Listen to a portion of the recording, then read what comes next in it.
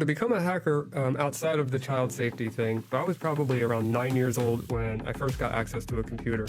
My grandfather worked for a cemetery, and I guess they gave him a desktop computer. It was a monster of a machine. I didn't know what it was. I was very young. Some of the people watching will remember AOL used to send these floppy drives in the mail, floppy disks in the mail that would have trials for AOL dial-up internet. The floppy drive had a specific shape to it, as well as the desktop computer where you put the floppy in had a little icon there that looked like that disk. I took it out of the free trial case and I put it in there because it looked like it was supposed to go there, and I saw the AOL logo come from a piece of cardboard onto a screen.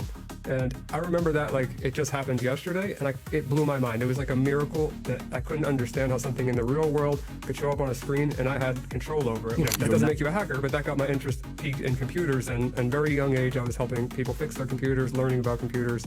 From there that turned into how does this work and how do I make it do something it wasn't intended to do in the first place. If anyone remembers AOL Instant Messenger, it was called AIM.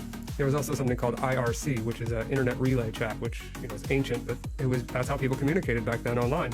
And I was part of a lot of groups where there were a lot of hackers. All I knew them by were screen names. I didn't have their real names for the most part. Most of them would just go by an alias, and that's it. So would I. They didn't realize I was a little boy, and I don't know if they were little boys as well or they were grown men. I have no idea. A group of people that were willing to mentor me and teach me the things that were so interesting. So when I saw something get hacked or I seen a vulnerability in, let's just say, AOL Instant Messenger, I would have a group of people that would be more than happy to teach me how they did that, and then I would recreate it myself, and I'd get that same adrenaline rush, addictive to say the least.